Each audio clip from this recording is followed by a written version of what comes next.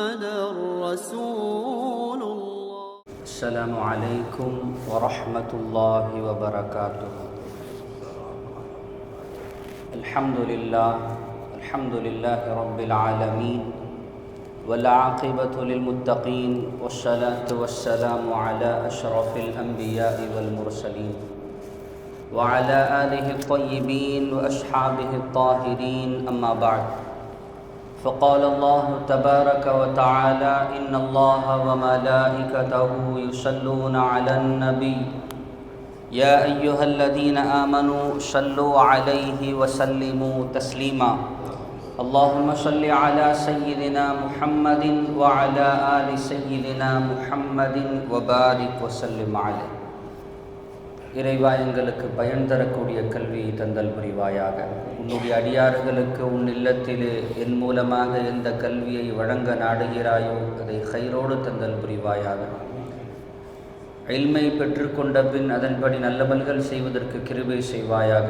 என்னுடைய நாவிலே கலிமத்துல் ஹக்கை வெளிப்படுத்தி தருவாயாக. பிஜாஹி சய்யிதனா முஹம்மது முஸ்தபா ஸல்லல்லாஹு அலைஹி வஸல்லம். அல்லாஹ் ரப்புல் இஸ்ஸத் அவனுடைய பேரருளும் கிருபையும் அதில் நம்மை மனித வர்க்கத்திலும் மாநபியின் உம்மத்திலும் மறை நெறி வழியிலும் வாழ்வதற்கு அல்லாஹ் கிருபை செய்துள்ளான். அல்ஹம்துலில்லாஹ், அல்ஹம்துலில்லாஹி அலா குல்லி ஹால். அல்லாஹுடைய கிருபையை கொண்டு மார்க்கத்துடைய கல்வியை அல்லாஹ் ரப்புல் இஸ்ஸத் ஆங்காங்கே நமக்கு கஷ்டப்படாமல் முயற்சி எடுக்காமல் அல்லாஹ் மிக சாதாரணமாக நமக்கு இந்த உலகத்தின் சிறந்த பொருளான இல்மை நமக்கு அவனுடைய இல்லத்திலே தந்து கொண்டிருக்கிறான். அல்ஹம்துலில்லாஹ், அல்ஹம்துலில்லாஹி அலா குல்லி ஹால். இந்த இல்மை கொண்டு இந்த உலகத்தின் வாழ்க்கையை வெற்றிகரமாக வாழ்வதற்கும் ஈமானோடு வாழ்வதற்கும் கடைசி தருவாய் வரை, நம்முடைய கடைசி மூச்சு வரை ஈமானோடு இந்த உலகத்தை விட்டு விடைபெறுவதற்கும் அல்லாஹ் நம் அனைவருக்கும் கிருபை செய்வானாக.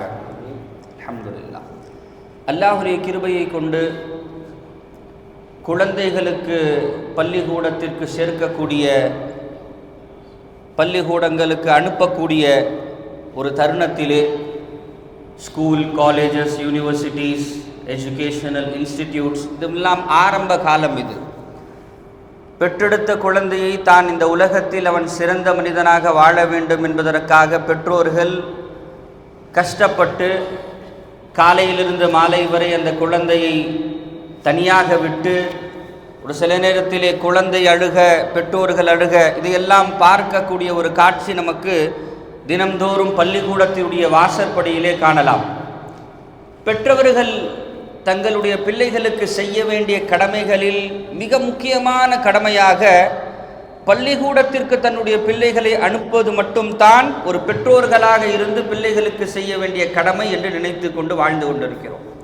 இது மட்டுமல்ல, ஒரு குழந்தை பள்ளிக்கூடத்திற்கு செல்வதற்கு மட்டும் அது பிறக்கப்பட்டதும் அல்ல, பள்ளிக்கூடத்திற்கு சென்ற பிள்ளைகள் எல்லாம் வெற்றியாளர்களாக ஆகுவதும் அல்ல, பள்ளிக்கூடத்திற்கு செல்லுவதற்கு மட்டுமே அவர்களை தயார்படுத்தக்கூடிய வேலை பெற்றோர்களிடம் அல்ல.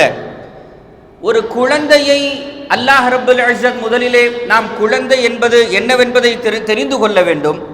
பிள்ளைகள், குழந்தைகள் இது அல்லாஹ்வுடைய அமானிதம். அல்லாஹ் நம்முடைய கரத்திலே நமக்கு அமானிதமாக கொடுத்தான். இது நாம் படைத்ததல்ல.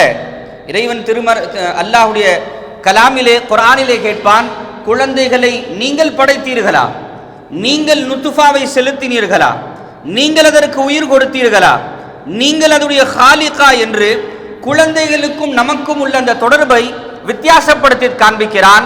நான் குழந்தைக்கு இறைவன், நான் படைத்தவன், நான் ரிஸ்க் கொடுப்பவன், நான் பாதுகாப்பவன். உன் மூலமாக இந்த குழந்தை இந்த உலகத்தில் படைத்த ஒரே ஒரு தொடர்பு தான் உனக்கும் இந்த குழந்தைக்கும். அந்த குழந்தை என்னுடையது. ஒவ்வொரு பெற்ற தந்தையும் சரி, தாயும் சரி, இந்த உலகத்திலே அவனுக்கு கிடைத்த ஒரு சொத்து போல் இந்த குழந்தை என்னுடையது. இந்த குழந்தையை வளர்ப்பது என் திட்டப்படி நான் வளர்ப்பேன். இந்த குழந்தையை ஒரு பெரியவனாக ஆக்குவது என் ஆசைப்படி நான் அவனை டாக்டர் ஆக்குவேன், என்ஜினியர் ஆக்குவேன், அவனை பெரிய படிப்புல நான் செலுத்துவேன், அப்ராடு காமிச்சு அவனை டிகிரி முடிக்க வைப்பேன். இதுவெல்லாம் சரிதான். அந்த குழந்தைக்கு தேவையான கல்வியை இந்த உலகத்திற்கு தேவையான கல்வியை கொடுப்பது ஒரு சிறந்த வழிமுறை தான். ஆனால் இது மட்டும் ஒரு பெற்றவர்கள் தங்களுடைய குழந்தைக்கு செய்துவிட்டு என்னுடைய கடமையை பூர்த்தி செய்து விட்டேன் என்று சொன்னால் அந்த பெற்றோர்களை போல ஒரு முட்டாள்கள் இந்த உலகத்தில் இருக்க முடியாது. காரணம் என்ன? ஒரு குழந்தைக்கு தேவையான பல்வேறு விஷயங்களில் ஒன்று தான் கல்வி. நாம் என்ன நினைத்து அவர்களை தயார்படுத்துகிறோம்? கல்வி தான் அவர்களுடைய எஜுகேஷனல் சிஸ்டம், அவர்களுடைய லிட்ரசி, அவர்களுடைய பாட புத்தகங்கள், அவர்களுடைய பள்ளிக்கூடங்கள் தேர்வு செய்வதிலே அலைந்து திரிந்து ஒரு காலத்திலே இலவசமாக படித்து கொடுத்த அந்த படிப்பெல்லாம் இன்று ஆரம்ப கால படிப்பு, த பிரைமரி, த நர்சரி லட்சக்கணக்கில் கொடுத்து அவன் நினைக்கிறான் என் குழந்தையை நான் திறம்படைந்த ஒரு தரம் வாய்ந்த ஒரு கல்வியை நான் தந்து விட்டேன், நான் என்னுடைய கடமையை பூர்த்தி செய்து விட்டேன், இது மட்டும் தான் செய்ய வேண்டும் என்பதாக நினைத்தால் அதுவும் தவறு. குழந்தைகளுக்கு கொடுக்க இருக்கின்ற விஷயங்களிலே ஒரு பார்ட் தான் கல்வி, ஒரு பார்ட் தான் எஜுகேஷன். மீதி உள்ள பாகங்களை எல்லாம் யார் கொடுப்பார்? அந்த குழந்தை வளர்ந்து வாலிபம் அடைந்து நல்லது கெட்டது தெரிந்து கொள்ள வேண்டியதும் யாருடைய கடமை? பெற்றோர்களுடைய கடமை. ஹலால் ஹராமை தெரிந்து கொள்வதும் யாருடைய கடமை? பெற்றோர்களுடைய கடமை. அந்த குழந்தைகளுடைய குணாதிசயங்கள் வளர்வது. நண்பர்களே, அதாவது இன்னைக்கு எந்த இடத்துலையும் பிள்ளைகள் வளர்ப்பை பற்றி பேசுவதாக எனக்கு தெரியல. எங்க சொல்லி தராங்க பிள்ளைகள் எப்படி வளர்க்கணும்னு? ஒரு மீன் வாங்குறதுக்கு ஒரு அக்வாரியமுக்கு போங்களேன், இந்த மீன் வச்சுனா இந்த மோட்டர் ஃபிட் பண்ணணும்னு சொல்லி தருவான். இந்த மீன் வச்சுனா இதோடைய பாட்டோ அல்லது அந்த கிளாஸுடைய அந்த இதுவோ பெருசாக இருக்கணும்னு சொல்லி தருவான். இதுக்கு இதுதான் ஃபுட் போடணும்னு சொல்லுவான், தண்ணி இத்தனை நாளில் மாற்றணும்னு சொல்லுவான். காரணம் என்ன? ஒரு ஃபியூ ஹண்ட்ரட்ஸோ அல்லது ஒரு ரூபாய்களுக்கு மதிப்புள்ள ஒரு மீன், சாதாரணமாக அதுவும் ஒரு உயிரினம் தான்.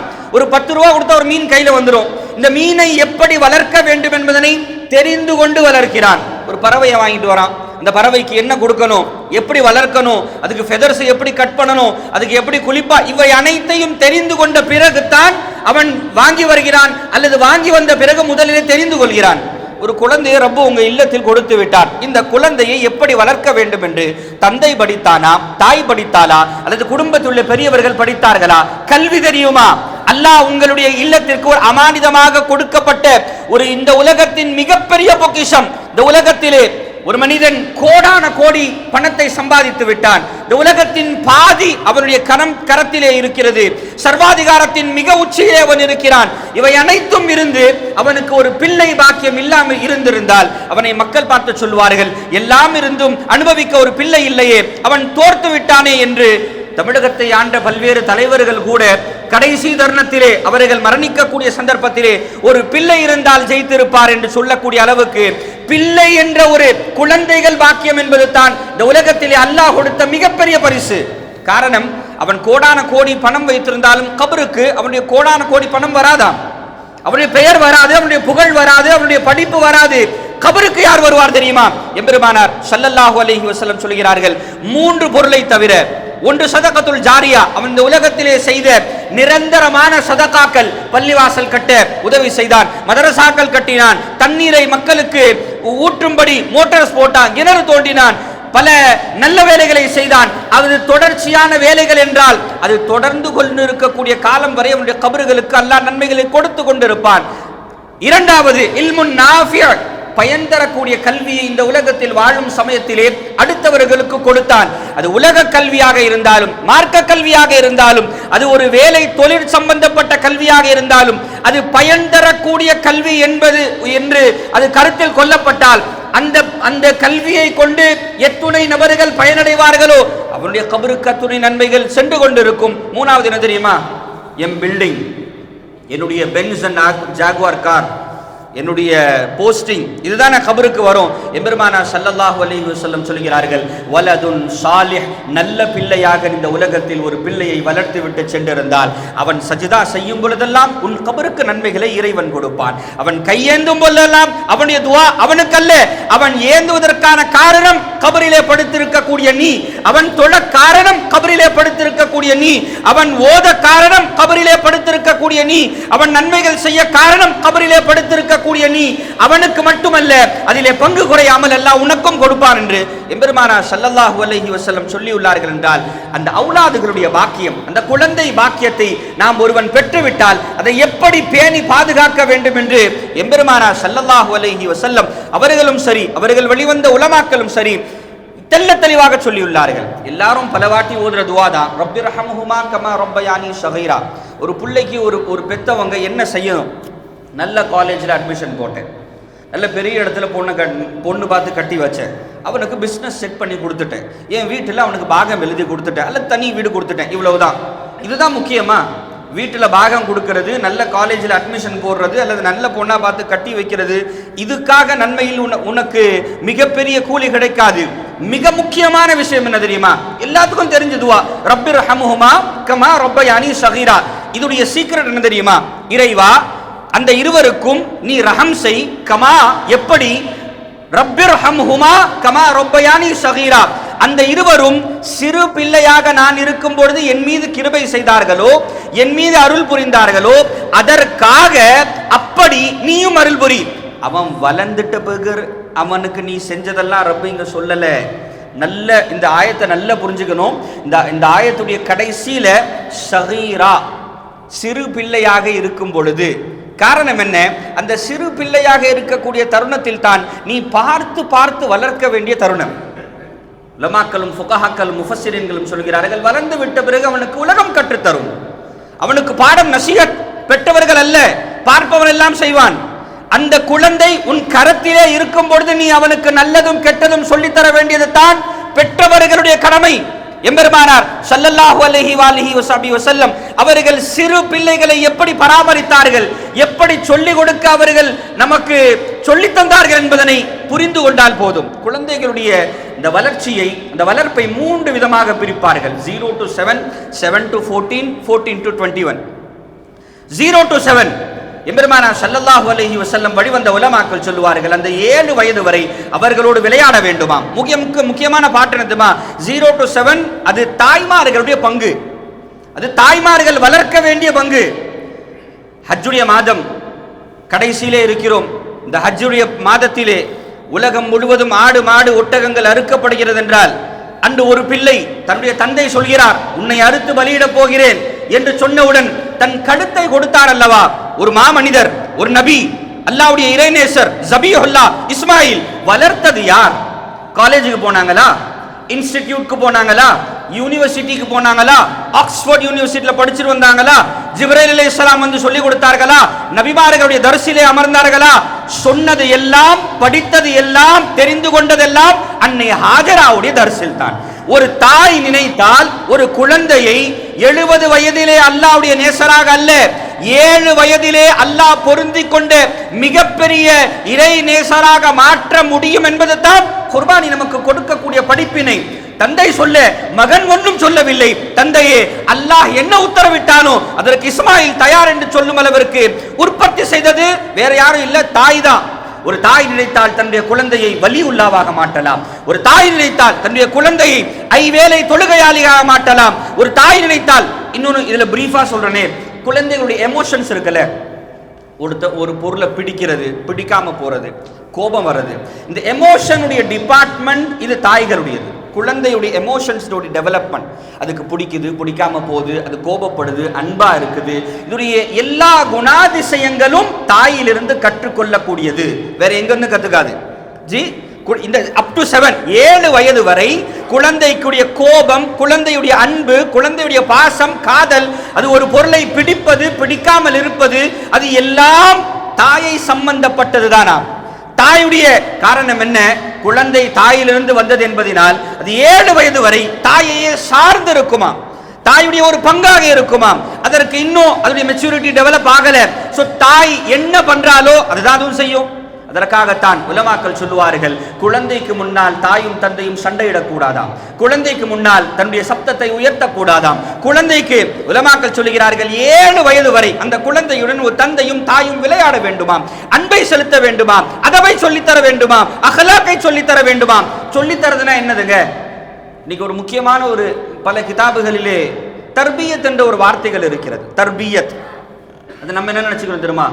आपके बच्चे को आप तरबियत करें, नहीं मैं बहुत तरबियत किया जी, मैं तरबियत से मेरे बच्चे को पाला, मैं तरबियत से मेरे बच्चे को सिखाया। तरबियत से मुराद क्या है?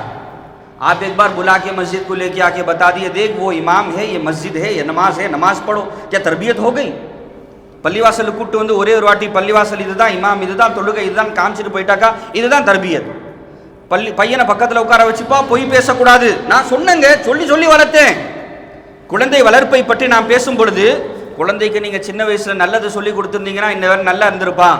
அவன் குஃபருக்கும் இஸ்லாத்துக்கும் வித்தியாசம் தெரிஞ்சிருக்கும், ஹலாலுக்கும் ஹராமுக்கும் வித்தியாசம் தெரிஞ்சிருக்கும். நம்ம சொல்லும் பொழுது இல்லை இல்லை என் பிள்ளைய நான் சொல்லி கொடுத்தேன், சின்ன வயசுல பள்ளிவாசலுக்கு அனுப்புனேன், மதரசாக்கு அனுப்புனேன், என் பிள்ளைக்கு நான் நல்லது கெட்டது சொல்லி தந்தேன். சொல்லி தருவது தர்பியத் அல்ல, அதுக்கு பேர் நசீஹத், அட்வைஸ். ஜி நல்ல புரிஞ்சுக்கணும், அட்வைஸ் வேற, தர்பியத் வேற. ஜி ஒருவனுக்கு உபதேசம் செய்வது வேறு, அவனை வளர்ப்பது வேறு. அட்வைஸ் யாரு வேணா செய்யலாம், ஒரு செகண்ட்ல செஞ்சுட்டு போயிடலாம். வளர்ப்பது என்ன தெரியுமா? தர்பியத் என்ன தெரியுமா? கான்ஸ்டன்டா அவனோடு இருந்து அவனுக்கு நல்லது கெட்டதை காண்பித்து அவனை வளர்ப்பதற்கு பெயர் தான் தர்பியத். அந்த 7 ஆண்டு காலம் நீ காலையில் ஆபீஸ்க்கு போயிட்டு நைட்டு 10 மணிக்கு வருவ, வந்து அப்பா தொழுவணும்பா, அது ஒரு வார்த்தை அல்ல, அந்த குழந்தையுடைய 24/7 அது பார்த்து கற்றுக்கொள்ளக்கூடிய அளவிற்கு அந்த குழந்தைக்கு தர்பியத்து கொடுக்கப்பட்டு இருந்தால் குழந்தை வெற்றியாகும். குழந்தை பார்ப்பது தான், குழந்தை கேட்கறதெல்லாம் அதெல்லாம் செய்யாது, பார்ப்பதை தான் குழந்தை அமல் செய்யுமே தவிர கேட்கும் சக்தியோ கேட்டு அனலைஸ் பண்ணி கரெக்டா தப்பான்ற இன்னும் பக்குவம் வரவில்லை. அந்த குழந்தைகளுடைய அந்த இளம் பருவத்திலே என்ன சாஃப்ட்வேரை நீங்க இன்ஸ்டால் பண்றீங்களோ அதுதான் பிற்காலத்தில் அது பெரிய வளர்ந்து வாலிபம் அடையும்.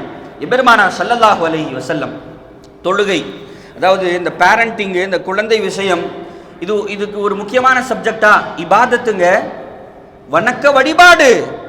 இது நீங்கள் செய்ய நன்மை கிடைக்கக்கூடிய ஒரு முக்கியமான விஷயம். நாளை ஒரு குழந்தை பெற்றவன் கபருக்கு சென்று விட்டு இறைவன் கேட்கக்கூடிய கேள்விகளில் ஒரு முக்கியமான கேள்வி, உனக்கு ஆம்பளை புள்ள கொடுத்த நீ என்ன பண்ணிட்டு வந்த? என்னை பத்தி சொல்லி தந்தியா? ஏன் ஹபீபை பத்தி சொல்லி தந்தியா? என் கடமைகளை பற்றி சொல்லி தந்தாயா? எனக்கு செய்ய வேண்டிய இபாதத்துகளை பற்றி சொல்லி தந்தாயா என்று நம்மிடம் கேள்வி இறைவன் கேட்க இருக்கிறான். அந்த கேள்விகளுக்கான விடைதான் இது. जी परवरिश, बच्चों की परवरिश क्या है? अमले इबादत है. குழந்தைகளுக்கு நாம் கொடுக்கக்கூடிய ஒவ்வொரு லுக்மா, ஒவ்வொரு பிடி சோறும் அல்லாஹ் நமக்கு நன்மைகளை எழுதுகிறான். அவர்களை வளர்க்கக்கூடிய நாட்களில் நம்முடைய நேரம் அல்லாஹ் நன்மைகளை தருகிறான். அவர்களுக்காக செலவு செய்யக்கூடிய செலவீனம், ஒவ்வொரு நயா பைசா அல்லாஹ் அமல்களாக அதை எடுத்துக் கொள்கிறான், நன்மைகளை தருகிறான். எம்பெருமானார் ஸல்லல்லாஹு அலைஹி வஸல்லம் இந்த கல்வி கூடாரங்களுக்கு அனுப்பிவிட்டு என்னுடைய பாட் முடிஞ்சிருச்சு அதுவல்ல, அவர்களை சிறிது சிறிதாக அவர்களுக்கு அருகிலே அமர்ந்து அவர்களுக்கு செய்ய வேண்டியதை அழகழகாக செய்து காண்பித்து அவர்களுக்கு சொல்லி தர வேண்டுமா. அட்வைஸ் யாருக்கு செய்வாங்க? மெச்சூர்டு பர்சனுக்கு அட்வைஸ் செய்வாங்களா, இம்மெச்சூருக்கு அட்வைஸ் பண்ணுவாங்களா? जो समझदार है उसे नसीहत कर सकते, जो नासमझ और बेसमझ है उसे नसीहतों से क्या काम आएगा. புரிந்து கொள்ளக்கூடிய பிள்ளைகளுக்கு நீங்க நசீஹத் செய்யலாம்.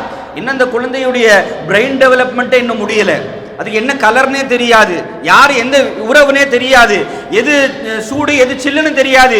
இந்த குழந்தைக்கு நீங்க பக்கத்தில் உட்காந்துட்டு ஒரே ஒரு வாட்டி அப்பா அல்லாஹ் ஆமீன் சொல்லுப்பா, அப்பா नमाज पढ़बा, ये पढ़ो, एक बार बोल दिए तो क्या खत्म. वो जो देखता है वही करता है. सरकार दो आलम सल्लल्लाहु अलैहि वसल्लम फरमाते हैं, मुर्रू औलादकुम बिस्सलाह, तुम्हारे बच्चों को नमाज सिखाओ. कब सिखाना बोलिए? दिल पे हाथ रख के बोलिए कि अपने बच्चों को कब नमाज पढ़ाना सिखाए.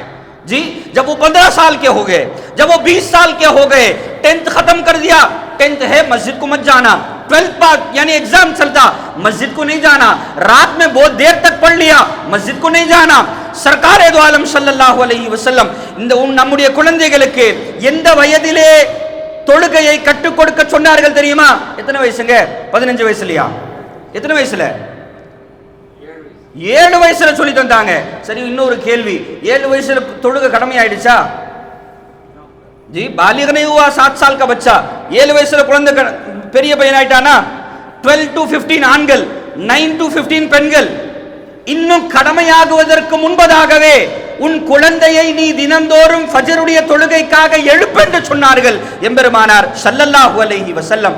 அப்படி எழுப்பப்பட்ட குழந்தையாக இருந்தால் அந்த 7 வயதில் இருந்து அவனுக்கு தினந்தோறும் கான்ஸ்டன்ட் தர்பியத், கன்சிஸ்டன்ஸா ஒரு தொடர்ச்சியாக அவனுக்கு தொழுகை, அஸான், இமாம் இதெல்லாம் கற்றுக் கொடுத்திருந்தால் அவன் பாலிகாகி விட்ட பிறகு அவனுக்கு நீ கைப்பிடித்து கூட்டிச் செல்ல தேவையில்லை. நீ முதியவனாகி விட்ட பிறகு உன் குழந்தை அழைத்து செல்லும் அளவிற்கு அவனுக்கு தொழுகை எப்படி ஏற்பட்டிருக்கும். இன்று எத்தனை பேருங்க தாம் பிள்ளையை பள்ளிவாசலுக்கு கூட்டு வரீங்க? சண்டே வருது, மூவிஸ்க்கு போலாமா, பார்க்குக்கு போலாமா, மால்ஸ்க்கு போலாமா, இல்ல ஃபுட் ஸ்ட்ரீட்ஸ்க்கு போலாமா? ஒரு வெட்கப்பட்டு சொல்லுகிறேன், என் பிள்ளைய ரொம்ப 7 நாளும் ஸ்கூலுக்கு போயிட்டு ரொம்ப டயர்டா இருப்பான். எங்கேயாச்சும் ஸ்கூல் லீவ் ட்ரிப்ஸ்க்கு போலாமா, சுவிட்சர்லாந்து போலாமா, மலேசியா, சிங்கப்பூர் போலாமா, இங்க போலாமா, அங்க போலாமா, எல்லாம் ஞாபகம் வரக்கூடிய பெற்றோர்களுக்கு பள்ளிவாசல் ஞாபகம் வருதா? ஜி, பள்ளிவாசல் ஞாபகம் வருதா? இறைவன் திருமறையிலே சொல்லுகிறான், யா அய்யுஹல்லதீன ஆமனு கூ அன்ஃபுஸக்கும் வ அஹ்லீக்கும் நாரா. உங்கள் குழந்தையை படித்து டிகிரி முடிக்க வைங்க. ஒரு ஹதீஸ்ல ஒரு ஆயத்தில் காமிச்சிருங்க, ஆனால் படிக்க வைக்கணும். நான் படிப்புக்கு அகைன்ஸ்டா பேசல, படிப்பும் தேவை. இந்த உலகத்தில் இருக்கக்கூடிய கல்வியையும் அது சீன தேசம் சென்று நீங்கள் பயில வேண்டியதாக இருந்தாலும் அதற்கும் அனுப்பி படிக்க வையுங்கள் என்று சொன்னார்கள். ஆனால் படிக்க வைப்பது தான் படிக்க வைத்தே ஆக வேண்டுமா? சஹாபாக்கள் எந்த கல்வி கூடத்திற்கு அனுப்பினார்கள் தங்களுடைய பிள்ளைகளை? ஆனால் இறைவன் ஒரு கட்டளையை ஆணி அடித்தது போல் நீ இதை செய்தே ஆக வேண்டும், உன் மனைவிக்கும் உன் பிள்ளைகளுக்கும் நீ இதை செய்தே ஆக வேண்டும் என்று சொன்னான் என்றால் என்ன சொல்லியிருக்கான் தெரியுமா? உன் குழந்தையும் உன் மனைவியும் நரகத்தின் நெருப்பில் இருந்து பாதுகாத்துக்கொள். तुम्हारे बीवी को, तुम्हारे बच्चे को जहन्नम की आग से बचाओ. कैसे बचाए? स्कूल को भी जाकर, कॉलेज को भी जाकर, अखलाक ना समझाकर, अदब ना समझाकर क्या बनेंगे? அல்லாஹ்வுடைய பள்ளியில் நின்று கொண்டு சொல்லிக் கொண்டிருக்கிறேன். இந்த உலகத்தில் எல்லாமே ஒரு மாயதாங்க. வெல் லிட்ரேட்டட் பல பேர் ஐடென்டிஃபை பண்ணிப்பாங்கன்னு நினைக்கிறேன். படித்தவங்க எல்லாத்துக்குமே மரியாதை இல்லை. எனக்கு தெரிஞ்ச ஒரு நபர் நல்ல படிச்சிருக்கார், வெல் செட்டில் ஜி, அவர் போடுற ஷர்ட்டு கூட கலையாது.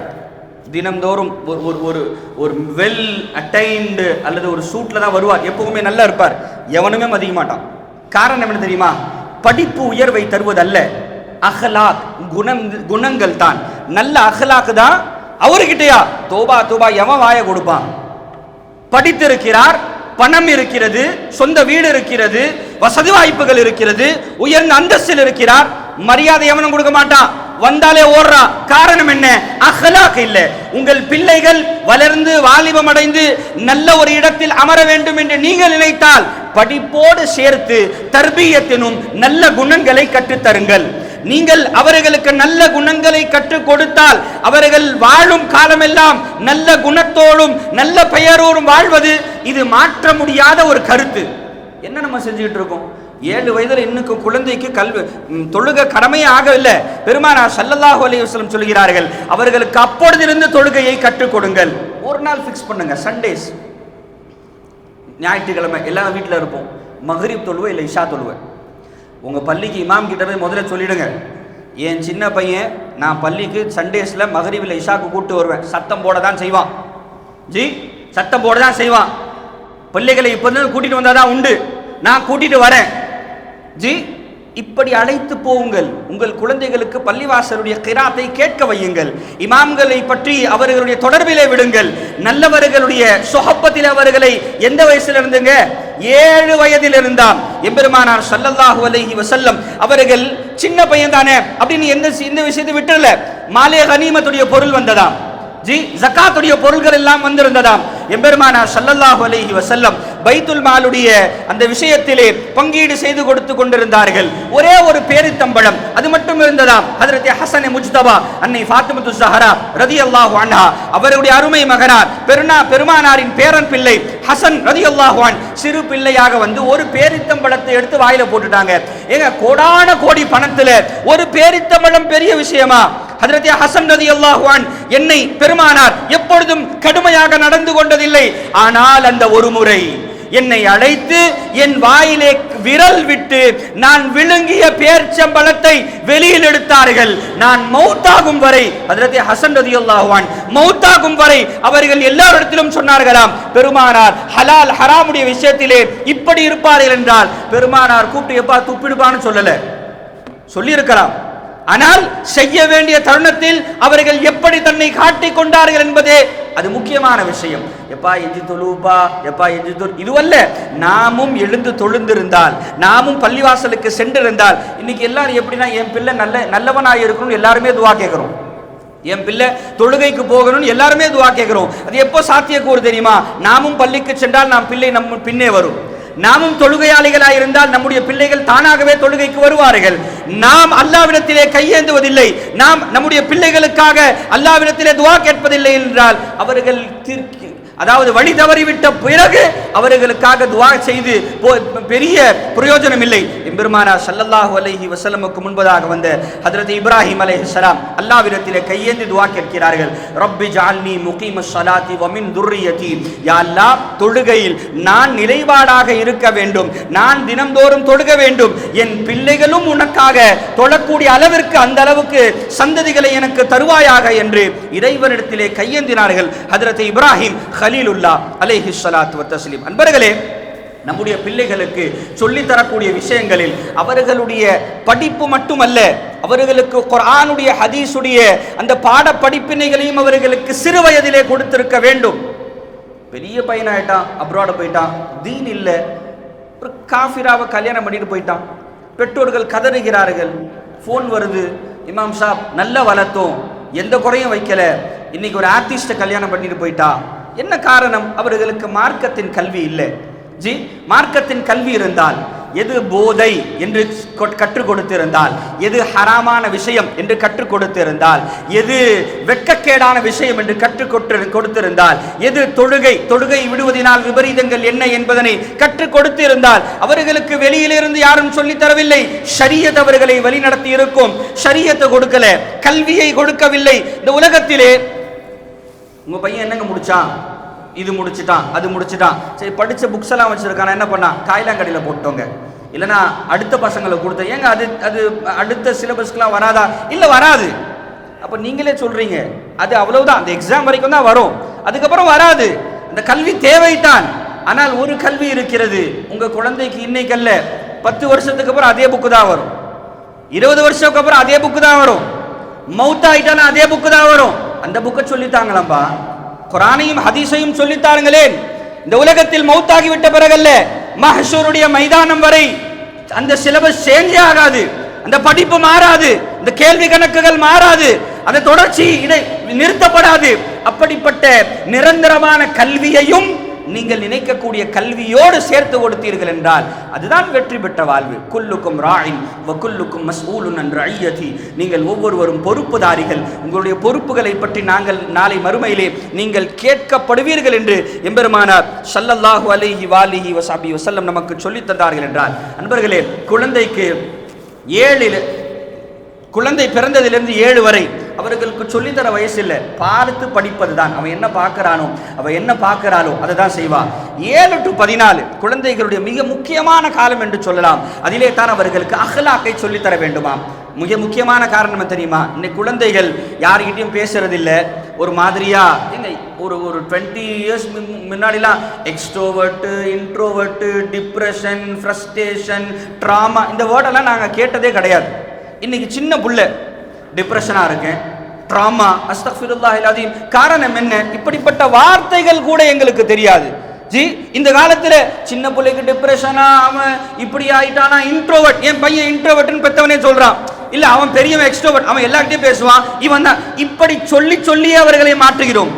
ஜி, இப்படி சொல்லியே அவர்களை இந்த 7 to 14 வயது வரை மிக முக்கியமான காலம், அவர்களுடைய பிரெயின் டெவலப்மெண்ட்டுடைய அறிவு சம்பந்தப்பட்ட மிக முக்கியமான காலம். அந்த காலத்திலே அவர்களுக்கு முன்னால், அந்த குழந்தைகளுக்கு முன்னால் உங்கள் குடும்பத்தை பற்றியோ அல்லது உங்களுடைய வேலை செய்பவர்களை பற்றியோ, கணவன் மனைவியை பற்றியோ, மனைவி கணவனை பற்றியோ புறம் மட்டும் பேசிடாதீங்க. இல்லாதவங்களை பத்தி யாரையும் பற்றி மிக முக்கியமா குடும்பத்தார்களை பற்றி யாரை பற்றியும் அவதூறாக குழந்தை விளையாடிக்கிட்டு தானே இருக்கிறான் அப்படின்னு பேசிடாதீங்க. குழந்தைகள் 7 to 14 வரை மிக முக்கியமான சென்ஸ் அவர்களுக்கு எப்பவுமே ஆக்டிவா இருக்கும்னா காது. அதுல என்ன கேட்கிறானோ செய்வான். அப்பாவும் அம்மாவும் அங்கிளை பத்தி எதனாச்சும் ஒரு பேக் பைட்டிங் ஒரு புறம் பேசிட்டு இருந்தாங்களா, அவங்கிட்ட போய் சொல்லி தரவே இல்லை. அங்கிள் வந்தா சலாம் சொல்லக்கூடாதுன்னு சொல்லி தர தேவையில்லை. அங்கிள் வந்தா பேசாதன்னு சொல்லி தர தேவையில்லை. நீங்க 2 பேரும் அவரை பத்தி கழுவிக்கிட்டு இருந்தீங்களா, அதுவே போதும். அங்கிள் வந்தா பையன் சலாம் சொல்ல மாட்டான். இதுவெல்லாம் தானாக நிகழ்கிறதல்ல. ஒரு பெரிய இமாம் கிட்ட ஒரு பையனை கூட்டிட்டு போய் என் பையன் ரொம்ப கெட்ட கெட்ட வார்த்தைகளா பேசுறான்னு கம்ப்ளைண்ட் பண்ணாங்களாம். நான் அடிக்கடி சொல்லக்கூடிய சம்பவம் தான். கெட்ட கெட்ட வார்த்தைகளா பேசுறான். இமாம் எல்லாத்தையும் கேட்டுட்டு அப்படியாமா சரி என்ன விஷயம் அப்படின்ட்டு ஃபுல் ஃபேமிலி டீட்டெயில்ஸ் எல்லாத்தையும் கேட்குறாரு. கேட்டுட்டு கடைசியா சொல்றாரு, உன் பையன் கெட்ட விஷயத்தை பேசல, கேட்ட விஷயத்தை தான் பேசுறான். உன் பையன் எங்கேயும் காலேஜ் ஸ்கூலுக்கு போய் அசிங்கமான வார்த்தைகளை புக்கில் எழுதிட்டு மனப்பாடம் பண்ணிட்டு பேசல, வீட்டில் என்ன பேசுறாங்களோ அதை தான் பேசுறான். அவனுக்கு திரையாக இருப்பது தாயும் தந்தையும் குடும்பத்தினர்களும். நீங்கள் அடுத்தவர்களை பற்றி பேச பேச அவருடைய மனதிலே அந்த பெண்ணுடைய மனதிலே இப்படித்தான் பல காரியங்கள் உதயமாகிறது. நண்பர்களே, அல்லாஹ்வுடைய படிப்பு ஒரு மிகப்பெரிய அமானிதமாக உங்கள் குழந்தைகளை கவனியுங்கள். குழந்தைக்கும் டைம் கொடுங்க. எப்படி மனைவிகளுக்கு நம்ம டைம் கொடுக்கணும் நம்ம நினைக்கிறோமோ, உங்க பெத்த பிள்ளைங்களுக்கு டைம் கொடுங்க. அட்லீஸ்ட் இவ்வளவு வயசு வந்து வளர்ந்துட்டோம், என் பிள்ளை 15+ ஆயிட்டான், 20+ ஆயிட்டான், வீட்டுக்கு வந்தானா எப்பா தொழுதியான்னு கேளுங்க. கேளுங்க. இவ்வளவு வயசு ஆயிட்டாலும் பரவாயில்லை. நமாஸ் பள்ளியாபா, இஷாக்கி நமாஸ் பள்ளியா, போன் போட்டீங்களா, மகரிபுடைய வக்தா கேளுங்க, மகரிப்கி நமாஸ் பள்ளியா, லுஹருடைய வக்தா கேளுங்க. நீங்க அவனை சின்ன வயசுல கூட்டிட்டு போயிருந்தாலும் மிஸ் பண்ணிட்டோம். இப்ப என்ன பண்றது, அவன் பெரியவன் ஆயிட்டான். அப்போ ஒரு அட்வைஸ் பண்ணுங்க. என்னுடைய கடமை நான் இருக்கிற வரைக்கும் சொல்லணும்பா, தொழுவையை பிடிச்சிக்கோ. நீங்கள் வாழ்ந்து கொண்டு இருக்கும் போது நீங்கள் செய்ய வேண்டிய கடமைகளை நீங்கள் பூர்த்தி செய்து விட்டவராக மூத்தாங்க. காரணம், ஒருவேளை உங்கள் பிள்ளைகளுக்கு தொழுகையை பற்றியோ அல்லாஹ்வுடைய அச்சத்தை பற்றியோ சொல்லி தரவில்லை என்றால் நாளை நீங்கள் பிடிக்கப்படுவீர்கள். அவர்களுக்கு நல்ல உபதேசம் செய்யுங்கள். மார்க்கம் தான் குழந்தைக்கு சின்ன வயசுல இருக்கக்கூடிய மிகப்பெரிய பிரச்சனை தெரியுமா? நல்லா படிச்சா நல்ல வேலை கிடைக்கும், நல்ல வேலை கிடைச்சாதான் நல்ல சம்பாதிக்க முடியும், நல்ல சம்பாதிச்சாதான் நல்ல வாழ முடியும். அவனுக்கு இந்த 4 தான் சொல்லி தராங்க. அஹ்லாக்கு தூக்கி குப்பையில போடுங்க. பொய் பேசக்கூடாது, அதெல்லாம் தூக்கி தூரி எறிங்க. என்ன தேவை? படிக்கணும், படிச்சா காசு கிடைக்கும், காசு கிடைச்சா நல்லா வாழலாம். அவனுடைய மெயின் கோல், எய்ம், ஃபிக்ஸ், அவனுடைய என்னது ஃபோக்கஸ், அவனுடைய ஆம்பிஷன் எல்லாமே பணம் சம்பாதிப்பது தான். இன்றைய காலத்தில் சின்ன ஃபர்ஸ்ட் டே ஸ்கூலுக்கு போறான், எப்பா அப்பதான் டாக்டர் ஆகி பெரிய ஆளாக முடியும், எப்பா அப்பதான் இன்ஜினியர் ஆகி பில்டிங் கட்டி நல்ல பெரிய ஆளாக வாழ முடியும். அவனுடைய இனிஷியல் ஸ்டேஜ் அவனுக்கு அல்லாஹ்வை பற்றியும் ரசூலை பற்றியும் முஹப்பத் அல்ல. எம்பெருமானார் ஸல்லல்லாஹு அலைஹி வஸல்லம் சொன்னார்கள், உங்கள் குழந்தைகளுக்கு அத்திபு அவுலாதக்கும் ஸலாத், 3 விஷயங்களை கொண்டு உங்களுடைய குழந்தைகளுக்கு நல்லுபதேசம் செய்யுங்கள். ஃபர்ஸ்ட் என்ன தெரியுமா? ஹுப்பு நபியுக்கும், நபியுடைய முஹப்பத்தை கொடுங்க. முஹம்மது ரசூலுல்லாஹ் ஸல்லல்லாஹு அலைஹி வஸல்லம் உடைய முஹப்பத்தை அந்த பிஞ்சு நெஞ்சில அந்த குழந்தையுடைய கல்வில நீங்க போட்டு இருந்தீங்கன்னா அந்த முஹம்மது ரசூலுல்லாஹ் ஸல்லல்லாஹு அலைஹி வஸல்லம் முஹப்பத்தானது அந்த குழந்தையை மிக நீண்ட காலம் ஷரியத்தின் பக்கம் வாழ வைக்கும். சஹாபா பெருமக்கள் ஹஜ்ரத் அப்துல்லாஹ் இப்னு அப்பாஸ் பெருமானார் வஃபாத் ஆகும்போது 10 வயசுங்க. இந்த உலகத்திலே ஹிபுருல் உம்மா ரயீசுல் முஃபஸ்ஸிரீன், இந்த உம்மத்துடைய மிகப்பெரிய இமாம், இந்த முஃபஸ்ஸிரீன்கள் குர்ஆனுடைய விரிவுரையாளர்களில் மிகப்பெரியவர் என்றால் ஹஜ்ரத் அப்துல்லாஹ் இப்னு அப்பாஸ். பெருமானார் வஃபாத் ஆகும்போது வயசு 70 60 அல்ல, 10 12 தான். அந்த குழந்தை பெருமானாருடைய முஹப்பத்தில் தான் இந்த உம்மத்துடைய இமாமாக மாறியது என்று சொன்னால் நம் குழந்தை மாறாதா? உங்கள் குழந்தைகளுக்கு வயது போகி விட்டது என்று இன்றும் விட்டு விடாதீர்கள். உங்கள் குழந்தையை அல்லாஹ்வின் பக்கம் திருப்புவதற்காக 1 முயற்சி செய்யுங்க, 2வது ரப்பு கிட்ட துவா கேளுங்க. யா அல்லாஹ், குழந்தைக்காக அதிகமாக துவா கேளுங்கள். இறைவா, என் குழந்தையை தொழுவக்கூடியவனாக ஆக்கு, என் குழந்தையை ஹிதாயத்து பெற்றவனாக ஆக்கு, என் குழந்தைக்கு இவ்வுலக கல்வியும் மறு உலக கல்வியும் நீ உன்புறத்திலிருந்து இலகுவாக்கு என்று குழந்தைகளுடைய கல்வியுடைய வெற்றியுடைய விஷயங்களுக்காக நாம் கையேந்த வேண்டும் என்பதனையும் எம்பெருமானார் ஸல்லல்லாஹு அலைஹி வஸல்லம் நமக்கு சொல்லித் தருகிறார்கள். அல்லாஹ் ரப்பல் இஸ்ஸத் நம்முடைய குழந்தைகளை ஈருலகத்திலும் வெற்றி பெற்றவர்களாக ஆக்கி அருள் புரிவானாக. பெரியவர்களை மதித்து பெற்றோர்களுடைய பெயர் கேட்டு அவர்கள் இந்த உலகத்திலும் மறு உலகத்திலும் கண்ணியத்துடைய வாழ்க்கையை வாழக்கூடிய அந்த வாய்ப்பினை அவர்களுக்கு தந்தல் புரிவானாக. சொல்வதையும் கேட்பதையும் நல்லமல்கள் செய்வதற்கு கிருபை செய்வானாக. வ ஆகிரு தஅவானா அனில் ஹம்துலில்லாஹி ரப்பில் ஆலமீன்.